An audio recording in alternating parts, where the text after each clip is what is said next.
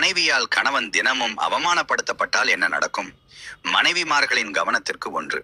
தொடர்ந்து அவமானப்படுத்தப்படும் பொழுது ஒரு ஆணின் சுயமரியாதை படிப்படியாக குறையத் தொடங்குகிறது. 2. தொடர்ந்து இழிவுபடுத்தப்படும் சூழலில் இருப்பது கடுமையான மன அழுத்தம், கவலை மற்றும் சில நேரங்களில் மனச்சோர்வுக்கு வழிவகுக்கும். 3. அவமானம் நிலவும் வீட்டில் கணவன் தன் மனைவியிடமிருந்து விலகத் தொடங்குவார். 4. தமது தந்தை தாயால் அவமானப்படுத்தப்படுவதை காணும் குழந்தைகள் தங்கள் பெற்றோரை பற்றிய தவறான கண்ணோட்டத்தை வளர்த்துக் கொள்வார்கள். 5. பொருளாதார வீழ்ச்சி.